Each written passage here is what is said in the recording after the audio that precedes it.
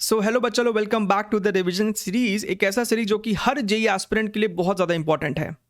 हम लोग यहाँ पे फ्लूइड मैकेनिक्स को डिस्कस कर रहे हैं। We have already covered fluid statics, fluid dynamics in our part 1 and part 2 video.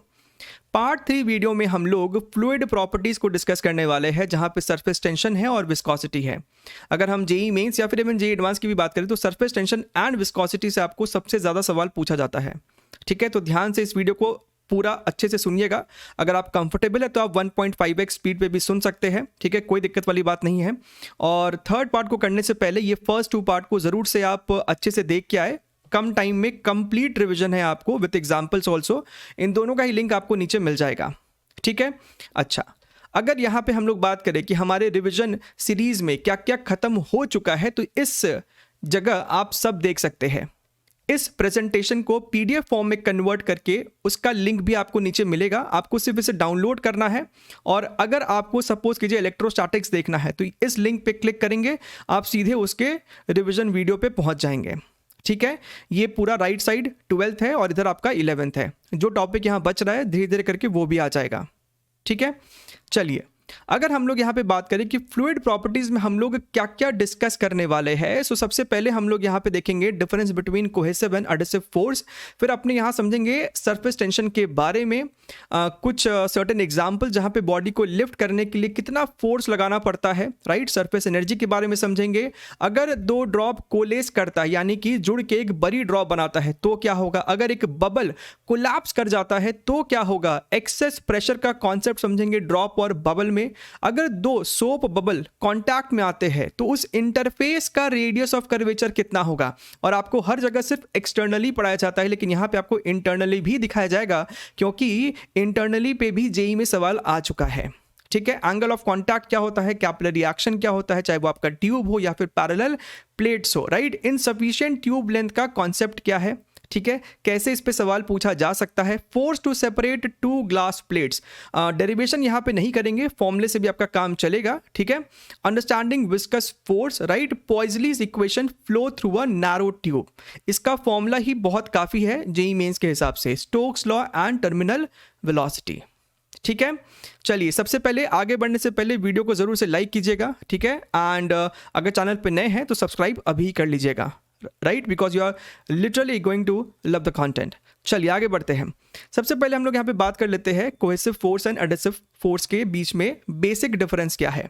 तो कोहेसिव फोर्स मतलब क्या होता है कि अगर एक मॉलिक्यूल का अपने ही जैसे किसी मॉलिक्यूल के बीच में ज्यादा अट्रैक्शन हो, राइट। फॉर एग्जाम्पल आपका हो गया मरकरी, तो मरकरी में क्या होता है कि आपस में ही उनका अट्रैक्शन बहुत ज्यादा होता है। लेकिन एडहेसिव फोर्स में क्या होता है कि 2 डिफरेंट मॉलिक्यूल का अट्रैक्शन ज्यादा होता है। फॉर एग्जाम्पल वाटर का किसी और के साथ, चाहे वो आपका टेबल का सरफेस हो या फिर ग्लास का प्लेट हो, उसके साथ उसका अट्रैक्शन ज्यादा होता है, राइट। तो अगर ये वाला फोर्स, अगर एडहेसिव फोर्स डोमिनेट करेगा तो वो लिक्विड जो है आपके सरफेसेस को, आपके हाथों को वेट कर सकती है, गीला कर सकती है, जो कि पानी के केस में होता है। आप पानी में हाथ डुबाओ, आपका हाथ गीला हो जाएगा। लेकिन अगर आप मरकरी में हाथ डुबाओगे तो आपका हाथ गीला नहीं होगा, राइट। अच्छा, अब बात करते हैं सरफेस टेंशन के बारे में। यहाँ पे आपके सामने एक वेसल है और इसमें कोई लिक्विड रखा हुआ है, ये आपका लिक्विड का सरफेस है। तो इस सरफेस टेंशन के प्रॉपर्टी के कारण होता क्या है कि इसका जो सरफेस होता है ना, it acts as a stretched membrane, काफी तनाव रहता है इसके सरफेस पे। और इसके प्रॉपर्टी के कारण ये अपने सरफेस का एरिया भी मिनिमम करना चाहता है। That is the reason why a drop tends to be in a spherical shape, right. इसका जो फॉर्मूला है surface tension, S is given by force per unit length। ठीक है, समझने के तौर पे मान लीजिए कि यहां पे हमने एक इमेजिनरी लाइन कंसिडर किया है on this liquid surface, right. अब इस इमेजिनरी लाइन के लेफ्ट साइड जो भी आपके मॉलिक्यूल्स होंगे वो इस लाइन को अपनी तरफ अट्रैक्ट कर रहे होंगे और राइट साइड वाले मॉलिक्यूल्स इधर की तरफ अट्रैक्ट कर रहे होंगे, राइट। अब ये लाइन आपका इक्विलिब्रियम पे है। So this force per unit length, इस वाइट लाइन की जितनी लेंथ होगी, that is called the surface tension. ठीक है, अलग अलग लिक्विड के लिए S की वैल्यू अलग अलग होती है। ठीक है, अब यहाँ पे जो 2 इंपॉर्टेंट पॉइंट है कि ये फोर्स के बारे में क्या है, देखिएगा। ये फोर्स जो होता है वो इस लाइन के परपेंडिकुलर होता है और ये जो फोर्स होता है वो इस लिक्विड के सरफेस के टैंजेंशियल होता है। ठीक है, ध्यान रखना है, फोर्स सरफेस पे टैंजेंशियल होता है, सरफेस के प्लेन में होता है, ठीक है। एग्जाम्पल के तौर पे यहाँ पे मान के चलिए आप कि ये एक रिंग है, राइट, यहाँ पे एक डिस्क है और ये आपका एक रेक्टेंगुलर प्लेट है। ये रिंग जो है आपका लिक्विड के सरफेस पे था और आप इसे ऊपर लिफ्ट करना चाहते हैं। अच्छा, तो लिफ्ट करने के लिए हमें कितना मिनिमम फोर्स चाहिए? बच्चे सोचेंगे सर mg, नहीं, mg के अलावा भी एक और फोर्स होगा। आप जब इस रिंग को ऊपर लिफ्ट करने की कोशिश कर रहे होंगे तो ये जो लिक्विड है वो इस तरीके से इसके ऊपर डाउनवर्ड डायरेक्शन में, इसके पूरे सरकमफरेंस पे, यहाँ पे सिर्फ एक ही आरो दिखाया है लेकिन इसके पूरे आउटर सरकमफरेंस पे एज वेल एज इसका ये जो इनर वाला है, क्योंकि रिंग है तो दो पेरीफेरी है, एक बाहर वाला और एक अंदर वाला, ठीक है। अगर हम ये मान लें कि रिंग का जो थिकनेस है वो बहुत कम है तो हम ये मान सकते हैं कि अंदर वाले का भी रेडियस छोटा आर होगा और बाहर वाले का भी रेडियस छोटा आर ही होगा, ठीक है। अच्छा, तो अभी हमने क्या देखा? Formula, force is equal to surface tension into length. तो यहां पे अगर आप ध्यान से देखिए तो बाहर वाले का जो सरकमफरेंस का length that is 2 pi R और अंदर वाले का भी 2 पाई आर। इस कारण से जो फोर्स होने वाला है that is 2 times s into 2 pi R, ठीक है। इसका मतलब जो फोर्स हमें लगाना पड़ेगा that is equal to mg plus this total surface tension वाला फोर्स, ठीक है। सिमिलरली आप यहां पे देख सकते हैं अगर एक डिस्क है तो डिस्क में आपके पास सिर्फ एक ही पेरीफेरी है जो कि बाहर की तरफ है which is 2 pi R into S करेंगे तो ये आपको हो जाएगा force due to surface tension. So external force जो हमें लगाना पड़ सकता है दैट इज mg तो हमेशा ही होगा, इसका जो भी वेट होगा, plus s into 2 pi R. आपके पास ऐसे रेक्टेंगुलर प्लेट है, राइट, जिसका ये वाला साइड y है और ये वाला साइड x है, तो इसका पेरीफेरी कितना हो जाएगा? 2x plus 2y। तो देखिए s into 2x plus 2y, ठीक है। I hope I am clear. तो ऐसे सवाल आपसे पूछे जा सकते हैं। अच्छा, अगर हम लोग यहाँ पे बात करें सरफेस एनर्जी के बारे में तो होता क्या है कि इंटरमॉलिक्यूलर अट्रैक्शन के कारण इसके सरफेस पे एनर्जी होता है, राइट, एंड सरफेस टेंशन को एनर्जी के टर्म्स में भी डिफाइन किया जाता है। S is equal to energy पर यूनिट सरफेस एरिया। ए क्या होगा? A is the surface area, ठीक है, सरफेस का एरिया है वो। तो इस तरीके से हम एनर्जी को लिख सकते हैं surface tension into surface area, ठीक है। फॉर एग्जांपल आपके पास एक ड्रॉप है जिसका रेडियस r है, हमें लिखना है कि इसका टोटल सरफेस एनर्जी कितना है, तो हम क्या लिखेंगे? E is equal to S into surface area 4 pi R square. लेकिन अगर हम बात करें बबल की, राइट, एक ऐसा बबल जो कि एयर में है, अब यहां पे अगर ध्यान से देखें, ठीक है, तो अंदर वाला ये वाला जो पोर्शन है वो भी सरफेस है और बाहर वाला जो है वो भी सरफेस है, राइट। इस बबल का कोई बहुत छोटा सा थिकनेस t हो सकता है और उस थिकनेस के बीच में ही आपका ये लिक्विड है, ठीक है। तो यहाँ पे दो सरफेस है, इसी कारण से यहाँ पे 2 मल्टीप्लाई किया गया है। अंदर वाला सरफेस 4 पाई आर स्क्वायर और बाहर वाला सरफेस भी 4 पाई आर स्क्वायर, ठीक है। तो यहाँ पे 2 टाइम्स किया गया, इसीलिए इस बात को ध्यान में रखना है। अच्छा, अब यहाँ पे देखिए किस तरीके से इसमें सवाल बनते हैं। मान लीजिए आपके पास यहाँ पे n नंबर ऑफ ड्रॉप्स है, 1 2 dot dot dot n number of drops है और सब आइडेंटिकल है, सबका रेडियस स्मॉल r है। ये सभी आपस में कोलेस कर गए, यानी कि आपस में जुड़ के एक बड़ा ड्रॉप बन जाते हैं। तो हुआ क्या? पहले यहाँ पे हर ड्रॉप का अपना इंडिविजुअल सरफेस एरिया था। कंबाइन होने के बाद जो अब सरफेस एरिया होगा वो डेफिनेटली कम होगा, जिस कारण से सिस्टम का एनर्जी डिक्रीज किया। मान लीजिए कि लेफ्ट साइड पहले 100 जूल था तो शायद अब राइट साइड 50 जूल होगा सरफेस एनर्जी का, तो बाकी बचा 50 जूल कहाँ गया, राइट। तो क्वेश्चन में हमसे ये पूछा जा सकता है या फिर हमसे कह सकता है कि जो बाकी बचा 50 जूल था वो इस फाइनल बॉडी का टेम्परेचर को इंक्रीज कर देगा, राइट, बेसिक कैलोरीमेट्री, ठीक है। तो हमसे चेंज इन टेम्परेचर पूछ सकता है। तो यहाँ आप अगर आप ध्यान से देखें जो इनिशियल एनर्जी है सिस्टम का that was what? Surface tension into surface area और n नंबर ऑफ ड्रॉप्स था। जो फाइनल एनर्जी होगा आपका that is surface tension into surface area which is 4 pi capital R square. लेकिन हमें इस फाइनल ड्रॉप का जो रेडियस है वो स्मॉल r के टर्म्स में चाहिए। अब वॉल्यूम तो आपका नहीं चेंज हुआ है, तो शुरुआत में आपको वॉल्यूम था कितना? n into 4/3 pi R cube और बाद में भी वॉल्यूम इतना ही रहना चाहिए। तो यहाँ से आपको कैपिटल R मिल जाता है स्मॉल r n इन पावर 1/3। अब इसी r को आप यहाँ पे लाके डाल देते हो और आपके सामने ये एक्सप्रेशन है। Now this initial energy is definitely more than this final energy. तो हम क्या करेंगे यहाँ पे? E initial minus E final, ये जो एनर्जी होगा that is responsible for increasing the temperature of this body by delta theta. तो E initial minus E final is equal to ms delta theta, where S is the specific heat capacity of this liquid, m is the mass. Clear एकदम? आगे बढ़ते हैं। मान लीजिए आपके पास एक bubble है और वो कोलैप्स कर जाता है, कोलैप्स करके वो ड्रॉप बन गया। सो अगेन आप यहाँ पे अगर ध्यान से देखिए तो सरफेस एरिया घटा है। यहाँ तो देखिए अंदर भी सरफेस एरिया था और बाहर भी सरफेस एरिया था। अब ये एक छोटा सा ड्रॉप बन गया, राइट? छोटा सा सरफेस एरिया है, तो हमें यहाँ पे भी निकालना होगा, ठीक है? अच्छा, तो इनिशियल एनर्जी आप कैसे लिखोगे? 2 times S into 4 pi R square और बाद में S into 4 pi capital R square. अब अगेन यहाँ पे आपको दोनों का लिक्विड का वॉल्यूम को इक्वेट करना है। तो यहाँ पे अज्यूमिंग कि ये जो थिकनेस है वो बहुत छोटा है आर से, हम इस शेडेड पोर्शन का वॉल्यूम कैसे लिखते हैं? 4 pi R square into T, 4 pi R square into T, right? This is equal to इस वाले का 4/3 पाई आर क्यूब। आपने यहाँ से कैपिटल आर को निकाला, यहाँ पे सब्स्टिट्यूट कर दिया और फिर से वही फंडा है, E initial minus E final is equal to M S delta theta. Clear एकदम? अच्छा, अब यहाँ पे हम लोग बात करते हैं excess pressure in liquid drop and bubble. तो यहाँ पे आपके सामने एक ड्रॉप है और ये आपके सामने बबल है। एक्सेस प्रेशर का मतलब क्या है? अगर आप ध्यान से देखिए, ये ड्रॉप है आपका, इसका रेडियस आर है, इसके अंदर प्रेशर कुछ P1 होगा और इस वाले कर्वेचर के जस्ट राइट साइड प्रेशर कुछ P2 है। अब क्योंकि आप देख सकते हैं इसका जो ये कर्वेचर है वो साफ साफ बताता है कि P1 जो है वो P2 से बड़ा रहा होगा, तभी तो राइट साइड आपको पुश ज़्यादा रहा होगा और ये इस तरीके से कॉन्केव है। क्लियर है? तो P1 माइनस P2 को ही एक्सेस प्रेशर कहा जाता है, ठीक है? So P1 minus P2 is given as 2S by R, where S is the surface tension, R is the radius. अगर हम बात करें बबल की, तो ये P1 है, ये P2 है और ये एक ऐसा बबल है जो कि एयर में है, राइट? यानी कि अंदर भी एयर है और बाहर भी एयर है। तो P1 माइनस P2, ठीक है? अच्छा, तो ये कितना हो जाएगा आपका? P1 minus P2 is equal to 4S by R. यहाँ पे जो आपका फॉर्मूला है वो 4S बाई आर है, यहाँ पे 2S बाई आर था। क्लियर एकदम? अच्छा, अब यहाँ पे जो की पॉइंट है जहाँ पे बच्चे फंसते हैं, उनको लगता है कि अगर सवाल में बबल बोल दिया है यानी 4S बाई आर ही लेना है, लेकिन ध्यान देना है कि वो बबल कहाँ बना है। अगर हम बात करें एक्वेरियम्स की, राइट, यानी कि अगर लिक्विड के अंदर आपका बबल बनता है तो यहाँ पे बस अंदर में ही सरफेस है, बाहर में अब कोई सरफेस नहीं है। इस बात को ध्यान में रखना है। तो ऐसे सिचुएशन में again formula 2S by are होगा।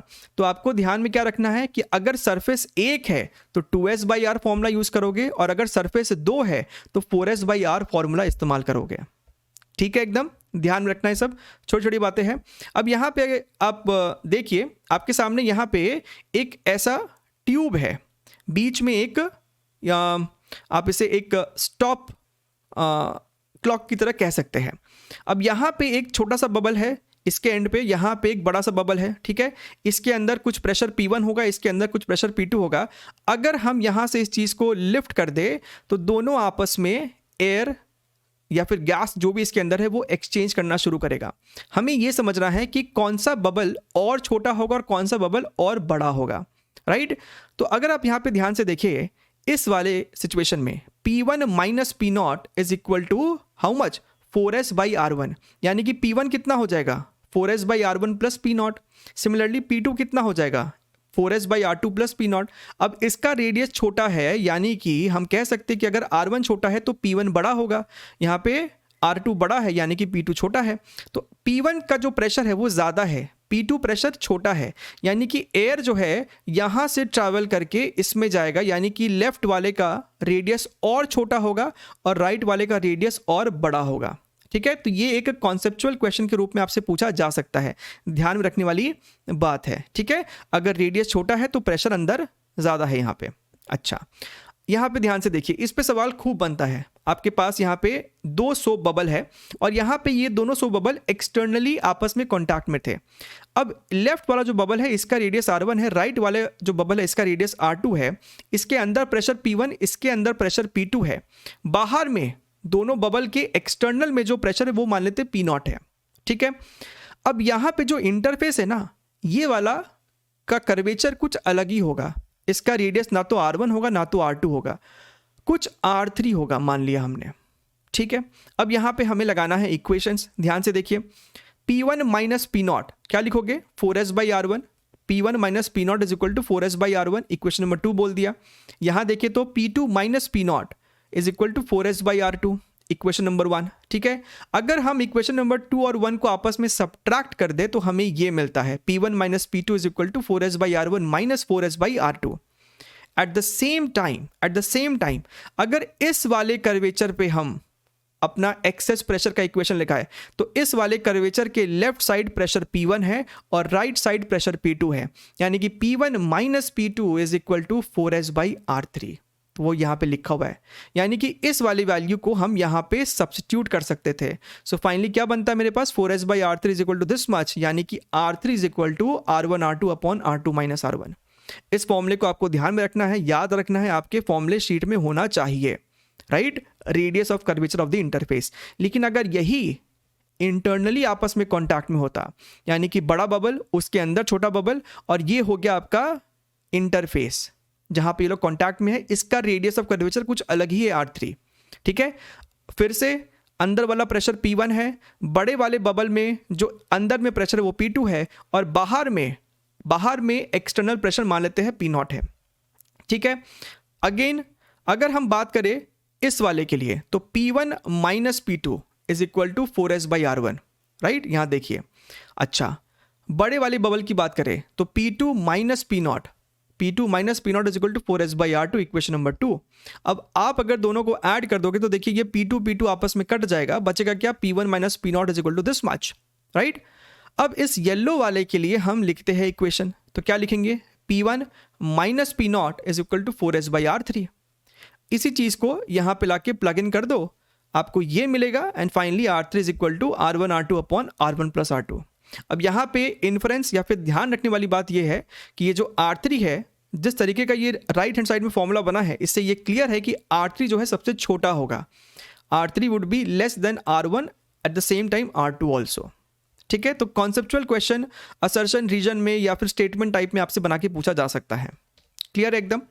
एंगल ऑफ कॉन्टैक्ट, तो यहाँ पे आप ध्यान से देखिए, ये आपके सामने एक लिक्विड है और ये आपको कोई प्लेट है, ठीक है, ग्लास हो सकता है या फिर कोई और मटेरियल।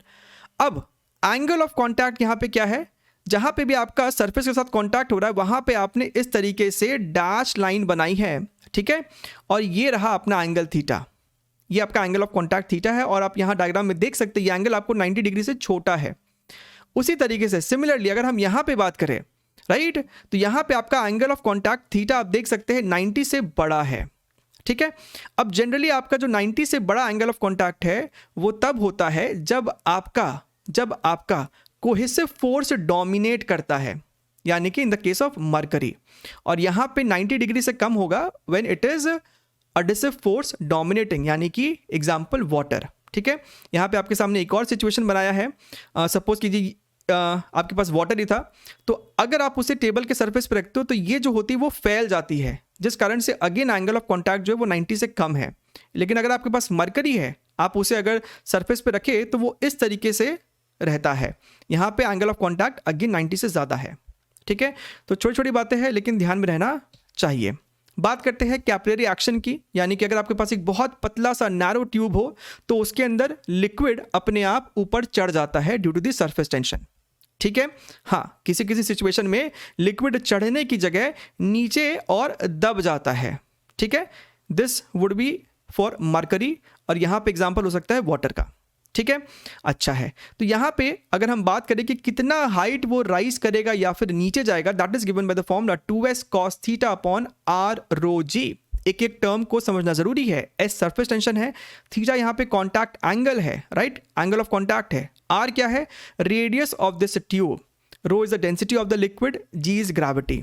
ठीक है, हम इसी फॉर्मूले को इस तरीके से भी लिख सकते थे, 2s upon capital r rho g। तो सर यहाँ पे कैपिटल R क्या है, capital R is the radius of meniscus. ये जो ऊपर वाली शेप होती है ना, ये जो एक आर्क शेप है, इसको हम लोग मेनिस्कस बोलते हैं। तो ये जो ऊपर वाली शेप है इसका radius of curvature capital R होता है। ठीक है, तो दोनों तरीके से फॉर्मूला ध्यान में रहना चाहिए, है ना। इस केस में बात करें तो ये जो उसका है इसको बोलते हैं अपर मेनिस्कस। ठीक है, अच्छा है, अगर हमारे पास दो पैरेलल प्लेट्स है और एंड अगेन उनके बीच का जो सेपरेशन d है वो बहुत छोटा है, राइट, ये वाली लेंथ b है, तो इस केस में भी आपका लिक्विड ऊपर राइज करेगा कुछ h हाइट तक, that is given bye 2s cos theta upon d rho g।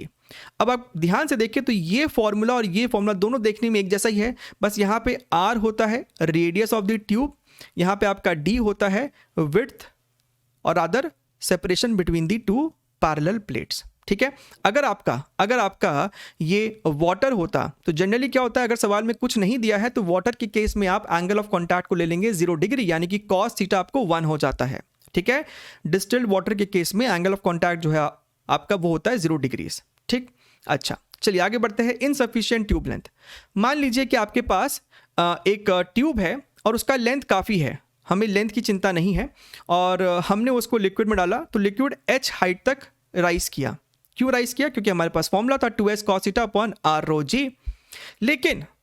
लेकिन अगर हमारे पास ट्यूब का लेंथ है कैपिटल H जो कि स्मॉल h से छोटा है, राइट, लिक्विड चाहता तो था स्मॉल h हाइट तक जाना, लेकिन भैया ट्यूब का लेंथ ही है कैपिटल H, तो क्या ऐसे सिचुएशन में लिक्विड ओवरफ्लो कर जाएगा?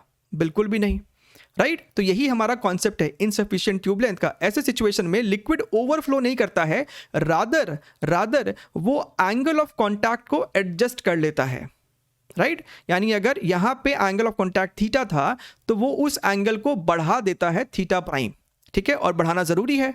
अगर आप यहाँ पे फॉर्मूले को देखें, सो 2 कांस्टेंट है, s कांस्टेंट है, वो तो लिक्विड का प्रॉपर्टी है। रेडियस ऑफ ट्यूब वो कांस्टेंट है, रो कांस्टेंट है, ग्रेविटी कांस्टेंट है।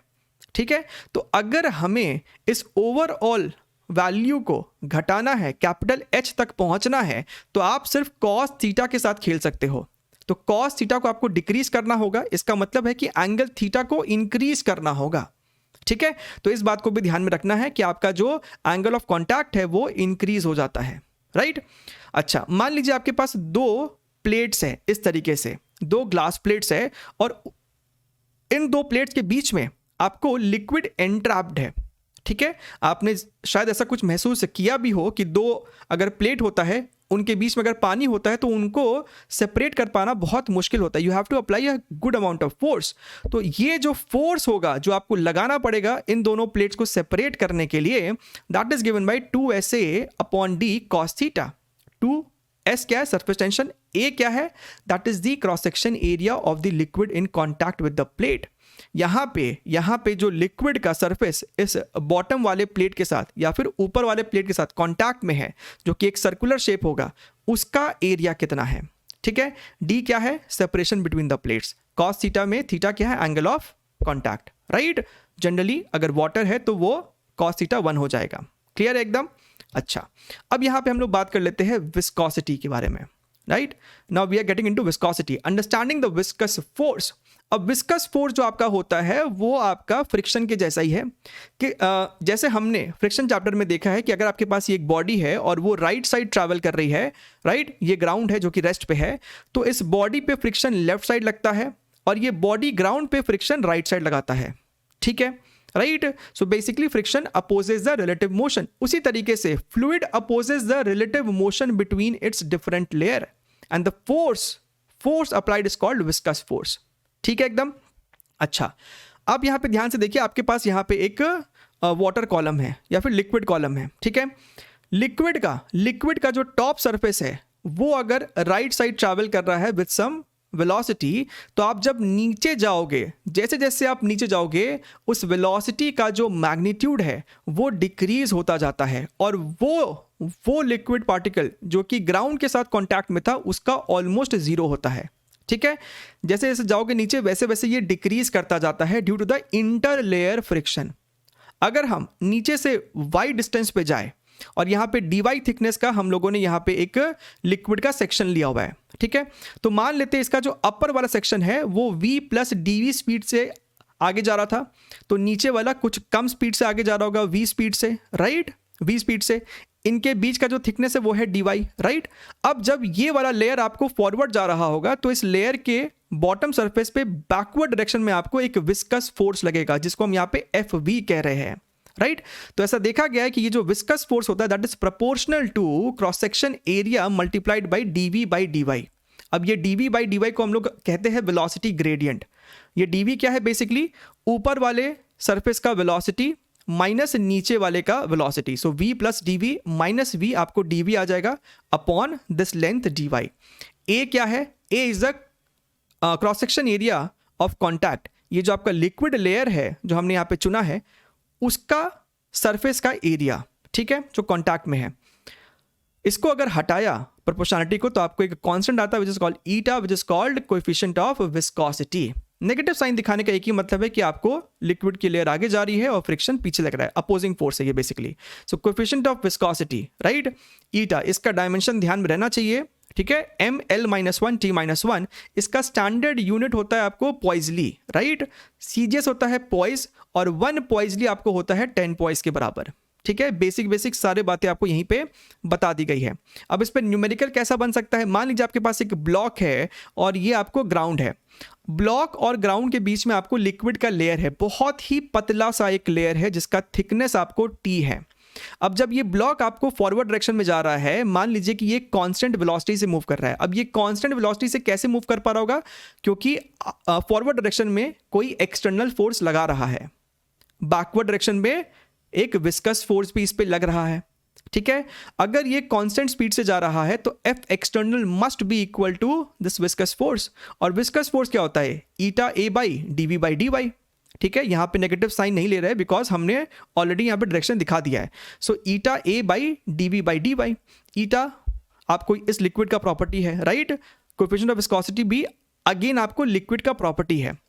ए क्या है? A is the contact area. ये जो आपका ब्लॉक है इसका जो बेस होगा उसका एरिया कितना है जो कि लिक्विड के सरफेस के साथ कांटेक्ट में था, and DV by D Y is the velocity gradient. अगर आप ध्यान से देखें, अगर ये ब्लॉक आपको राइट साइड वी से जा रहा है तो ये जो आपको लिक्विड है इसका टॉप सरफेस भी आपको वी से आगे जाएगा और इसका जो बॉटम वाला सरफेस है जो कि ग्राउंड के साथ कॉन्टैक्ट में है वो ऑलमोस्ट रेस्ट पे होएगा। तो अगेन जो टॉप सरफेस और बॉटम सरफेस के बीच का वेलोसिटी का डिफरेंस है वो v माइनस जीरो, सो यानी कि v, सो v अपॉन और dy की जगह यहाँ पे थिकनेस t आएगा। तो यही आपको हो गया। तो हमसे यहाँ पे f एक्सटर्नल पूछा जा सकता था। सपोज कीजिए यही ब्लॉक है लेकिन इंक्लाइन पे है, अगेन वो v कांस्टेंट है, इसका मतलब जो mg sin थीटा है that should be equal to viscous force. तो हमारे पास ये इक्वेशन बन जाएगा। अब यहाँ पे आपसे कोई एक पैरामीटर छुपा लेगा, आपसे वही चीज़ जो है सवाल में पूछ लेगा। क्लियर एकदम? अच्छा, अगर हम यहाँ पे बात करें Poiseuille equation flow through a narrow tube, आपके पास ये एक बहुत पतली सी ट्यूब है जिसका रेडियस स्मॉल r है, इसका लेंथ कैपिटल L है, इसमें आपको लिक्विड फ्लो कर रहा है विद सम स्पीड v। अब यहाँ पे हम लोग आइडियल फ्लूइड नहीं मान रहे, यहाँ पे हम लोग विस्कस फोर्स भी कंसिडर करेंगे। आपको लेफ्ट साइड प्रेशर P1 है, यहाँ पे प्रेशर P2 है, तो इसके थ्रू जो आपको फ्लो रेट है यानी कि मीटर क्यूब पर second, that thing is given by pi r to the power 4 upon 8 eta L। ये क्या है? Coefficient of viscosity P1 minus P2, ठीक है। ये फॉर्मूला सिंपली ध्यान में होना चाहिए, मैक्स टू मैक्स इसी पे सवाल आ सकता है, ठीक है। अच्छा, Stokes law and terminal velocity हमारा जो लास्ट सेक्शन होता है और इस पे सवाल खूब बनता है। तो स्टोक्स लॉ सिंपल एक लॉ है, वो क्या कहता है कि अगर आपके पास एक स्फेरिकल बॉडी है, राइट, जिसका रेडियस r है और वो एक विस्कस मीडियम में ट्रैवल कर रहा है, चाहे वो लिक्विड हो चाहे वो एयर हो, राइट, तो जब ये आपको स्फेरिकल बॉडी v स्पीड से जा रहा है सपोज नीचे की तरफ, तो इसके अपोजिट डायरेक्शन में आपको ये विस्कस फोर्स लगता है, राइट, फ्रिक्शन फोर्स, और this is given by 6 pi eta R V. Eta is coefficient of viscosity, r is the radius of this sphere and v is the speed। तो अगर v change होगा तो ये friction वाला force, ये viscous force भी बदलेगा। Clear एकदम? अब इसी का यहाँ पे एप्लीकेशन क्या, आप ध्यान से देखिए, आपके पास एक लिक्विड का बहुत लंबा सा कॉलम है, ठीक है, आपने इसके सरफेस पे एक सॉलिड स्फीयर को ड्रॉप किया, तो इस समय इसका इनिशियल स्पीड 0 है और समय भी 0 है। ये जो आपका स्फीयर है इसका डेंसिटी मान लेते हैं रो एस और इस लिक्विड का डेंसिटी मान लेते हैं रो एल। हाँ, एंड अज्यूमिंग कि अगर रो एस आपका रो एल से ज्यादा है तो ये बॉडी आपको डेफिनेटली नीचे की तरफ सिंक करेगा because mg would be more than the buoyant force, यानी कि with time this body is going to gain speed, right, वो एक्सेलरेट कर रहा है नीचे की तरफ।